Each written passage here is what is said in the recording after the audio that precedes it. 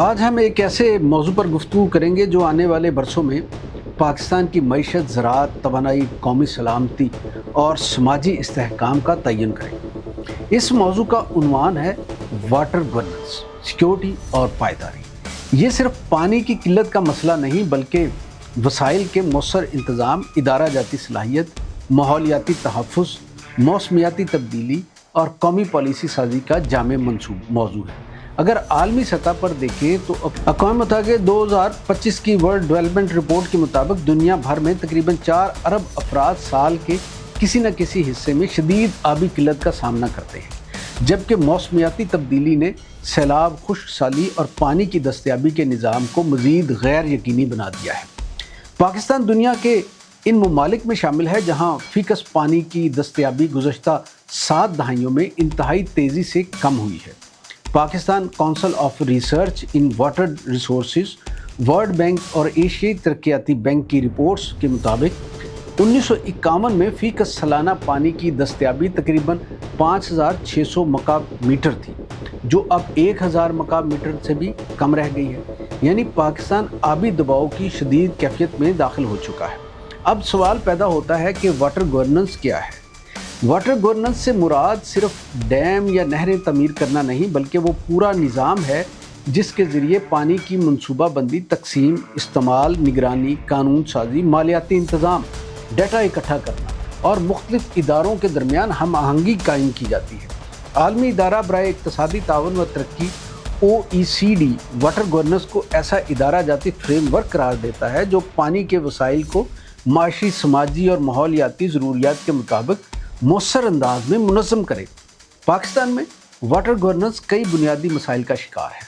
پہلا مسئلہ پانی کے درست اعداد و شمار کا فقدان ہے۔ مختلف اداروں کے پاس مختلف ڈیٹا موجود ہے جس کی وجہ سے پالیسی سازی متاثر ہوتی ہے۔ دوسرا مسئلہ پرانا نہری نظام ہے۔ ورلڈ بینک کے مطابق پاکستان کے آبپاشی نظام میں پانی کا تقریباً 30 سے 40% حصہ ترسیل کے دوران ضائع ہو جاتا ہے۔ تیسرا مسئلہ زیر زمین پانی کا بے تحاشا استعمال۔ اقوام متحدہ کے ادارہ برائے خوراک و زراعت FAO کے مطابق پاکستان دنیا کے ان چند ممالک میں شامل ہے جہاں ٹیوب ویلوں کے ذریعے زیر زمین پانی کا استعمال انتہائی تیزی سے بڑھ رہا ہے، جس سے کئی علاقوں میں پانی کی سطح خطرناک حد تک نیچے جا چکی ہے۔ چوتھا مسئلہ آبی آلودگی ہے۔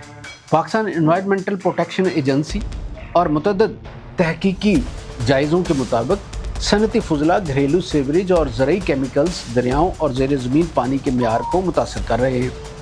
اب بات کرتے ہیں واٹر سیکیورٹی کی۔ واٹر سیکیورٹی سے مراد یہ ہے کہ ہر شہری، ہر شعبہ اور ہر ماحولیاتی نظام کو مناسب مقدار میں محفوظ، صاف اور قابل اعتماد پانی دستیاب ہو، جبکہ سیلاب اور خشک سالی جیسے خطرات کو بھی مؤثر انداز میں کنٹرول کیا جا سکے۔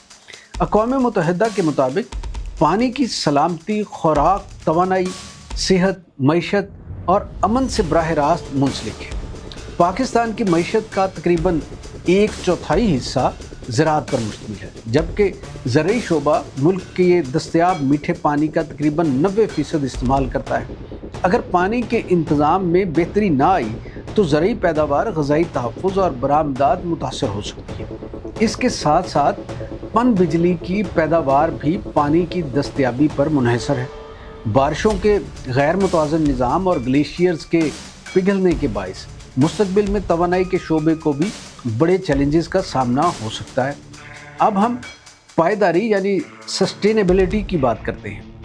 پائیدار آبی نظام کا مطلب یہ ہے کہ موجودہ نسل اپنی ضروریات پوری کرے لیکن آئندہ نسلوں کے لیے پانی کے وسائل محفوظ بھی رہیں۔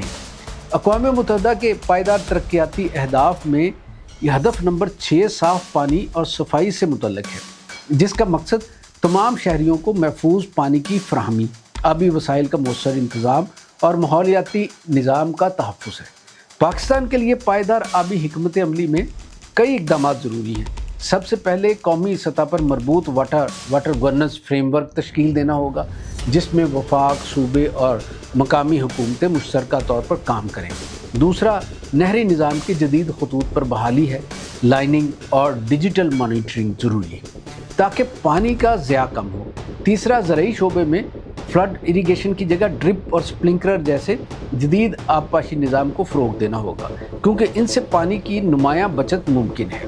چوتھا، بارش کے پانی کو محفوظ کرنے کے لیے شہری اور دیہی علاقوں میں رین واٹر ہارویسٹنگ کے منصوبے وسیع پیمانے پر نافذ کیے جائیں۔ حالیہ بارشوں نے اسے مزید ضرورت کو اجاگر کیا ہے۔ اور پھر پانی کو دوبارہ ویسٹ واٹر ٹریٹمنٹ پلانٹ لگا کے قابل استعمال بنانا، تاکہ صنعتی اور زرعی مقاصد کے لیے قابل استعمال پانی میں اضافہ ہو۔ چھٹا، زیر زمین پانی کے بے قابو استعمال کو مؤثر قانون سازی، لائسنسنگ اور سائنسی نگرانی کے ذریعے منظم کیا جائے۔ ساتواں یہ کہ سیٹلائٹ ریموٹ سینسنگ، مصنوعی ذہانت، جغرافیائی معلوماتی نظام اور سمارٹ واٹر میٹرنگ جیسی جدید ٹیکنالوجیز کو قومی آبی منصوبہ بندی کا حصہ بنایا جائے۔ آٹھواں نکتہ یہ کہ شہریوں میں پانی کے ذمہ دارانہ استعمال کے حوالے سے شعور پیدا کیا جائے، کیونکہ پائیدار ترقی صرف حکومتی پالیسیوں سے نہیں بلکہ عوامی رویوں کی تبدیلی سے بھی ممکن ہوتی ہے۔ ورلڈ بینک، اقوام متحدہ، ایشیائی ترقیاتی بینک اور پاکستان کے قومی واٹر پالیسی فریم ورک اس بات پر متفق ہیں کہ مستقبل کی آبی سلامتی صرف نئے ذخائر تعمیر کرنے سے حاصل نہیں ہوگی، بلکہ بہتر گورننس، مؤثر و ادارہ جاتی اصلاحات، شفاف ڈیٹا، جدید ٹیکنالوجی، موسمیاتی موافقت اور پانی کے دانشمندانہ استعمال سے ممکن ہوگی۔ آخر میں یہی کہا جا سکتا ہے کہ 21ویں صدی میں پانی صرف ایک قدرتی وسیلہ نہیں بلکہ قومی سلامتی، اقتصادی ترقی، غذائی تحفظ، توانائی کی پیداوار اور ماحولیاتی بقا کی بنیاد بن چکا ہے۔ جو ممالک آج اپنے پانی کے وسائل کو سائنسی بنیادوں پر منظم کریں گے، وہی مستقبل میں معاشی طور پر مستحکم اور سماجی طور پر محفوظ ہوں گے۔ پاکستان کے لیے وقت کا تقاضا یہی ہے کہ واٹر گورننس کو انتظامی مسئلہ نہیں بلکہ قومی سلامتی کی حکمت عملی کا بنیادی ستون سمجھا جائے۔